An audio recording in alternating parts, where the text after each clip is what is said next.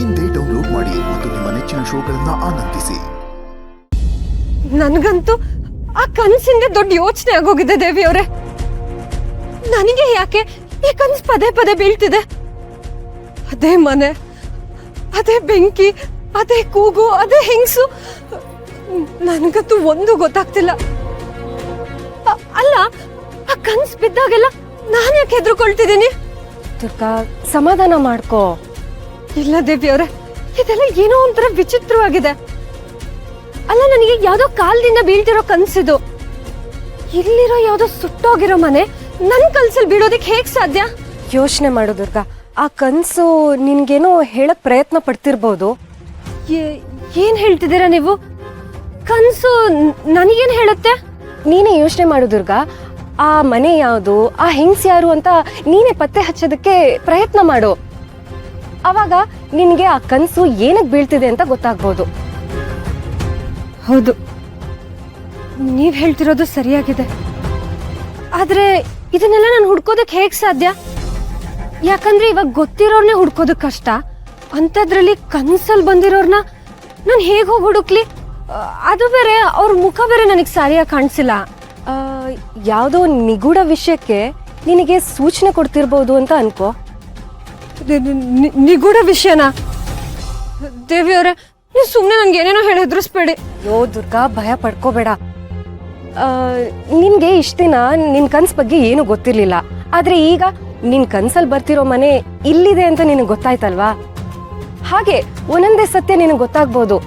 ನಿನ್ ಪ್ರಯತ್ನನ ನೀನ್ ಮಾಡು. ನೀವ್ ಹೇಳ್ತಿರೋದು ಸರಿಯಾಗಿದೆ, ನಾನು ಪ್ರಯತ್ನ ಪಡ್ತೀನಿ. ದುರ್ಗಾ, ದೇವಿಯವರೇ, ಶಾಂತಿಯವ್ರು ಕರೀತಾ ಇರೋಗಿದೆ, ನಾನು ಹೋಗಿ ಬರ್ತೀನಿ. ದುರ್ಗಾ, ಮನೇಲಿ ಏನ್ ನಡೀತಿದೆ? ಅದು ಬಾಸು ಮತ್ತೆ ಮಾಯವ್ರ ಮದ್ವೆ ಹತ್ರ ಬರ್ತಿದ್ಯಲ್ಲ, ಅದಕ್ಕೆ ಶಾಸ್ತ್ರ ಮಾಡ್ತಿದ್ದಾರೆ. ಸರಿ, ನಾನು ಹೊರಡ್ತೀನಿ. ಮದ್ವೆಗೆ ಸಂಬಂಧಪಟ್ಟಿರೋ ಇನ್ನೊಂದು ಶಾಸ್ತ್ರ ಶುರು ಆಗ್ತದೆ ಅಂದ್ರೆ ನನ್ನ ಶಕ್ತಿ ಇನ್ನೊಂದು ಹಂತ ನಾಶ ಆಗತ್ತೆ. ಆಯ್ತು, ನಾಳೆನೆ ಬನ್ನಿ. ಮ್ಯಾಮ್, ನನ್ನ ತಲೆ ಕೆಡ್ತಿದೆ. ಏನಾಯ್ತು ಮಾಯಾ?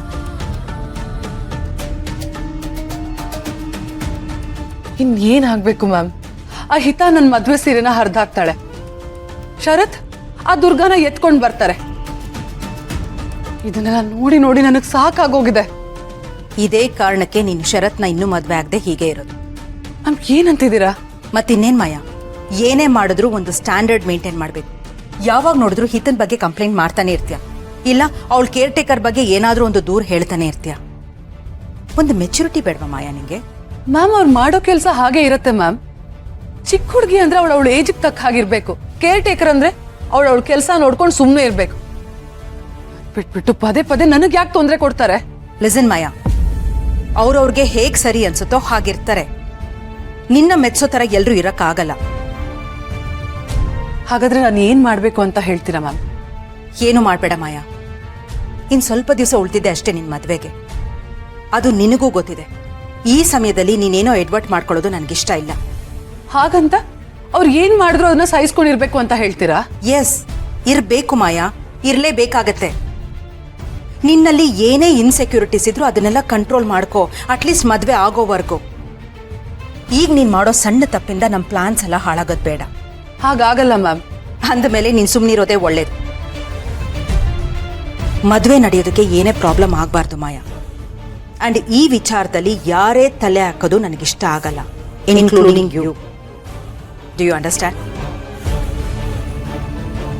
Okay ma'am.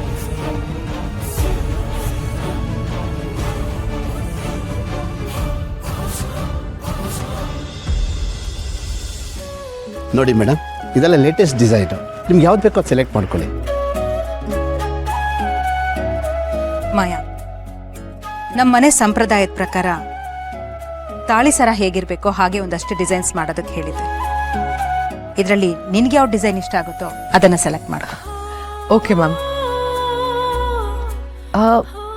ಎಲ್ಲ ಚೆನ್ನಾಗಿದೆ, ಬಟ್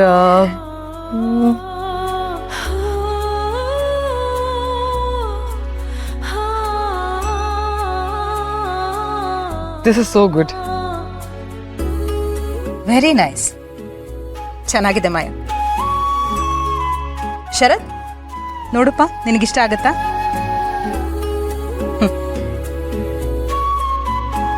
ಅದಕ್ಕೆ ಕೊಡಿ ಇಲ್ಲಿ. ತಗೋ. ನೋಡಿ ಪ್ರಾಣಿ, ಮಾಯಾ ಸಖತ್ತಾಗಿದೆ. ಇನ್ ಸೆಲೆಕ್ಷನ್ ಅಂದ್ರೆ ಸೆಲೆಕ್ಷನ್. ಇದನ್ನ ದೇವ್ರ ಮುಂದೆ ಇಟ್ಟು ಪೂಜೆ ಮಾಡ್ಬಿಡು ಅಲ್ವಾ ಅದಕ್ಕೆ? ಹಾ ಸರಿ.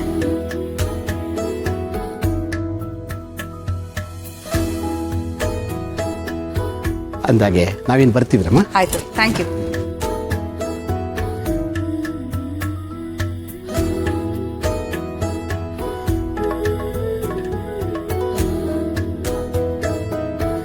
ಅಮ್ಮ, ನನಗೊಂದು ಇಂಪಾರ್ಟೆಂಟ್ ಕೆಲಸ ಇದೆ, ನಾನು ನೋಡ್ತೀನಿ.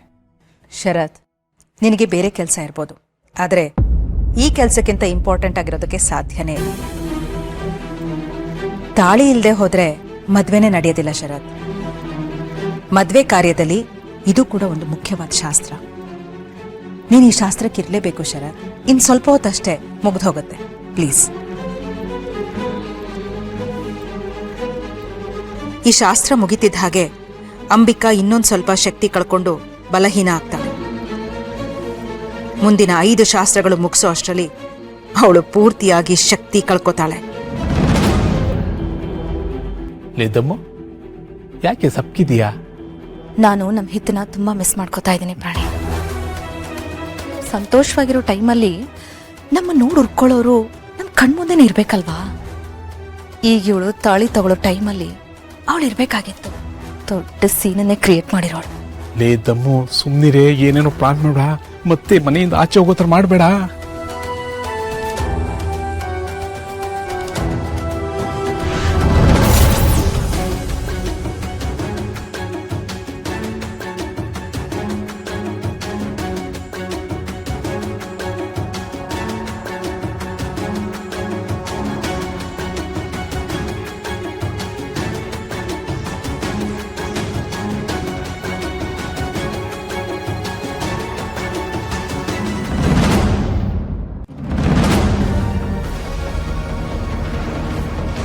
ಮಾಯಾ,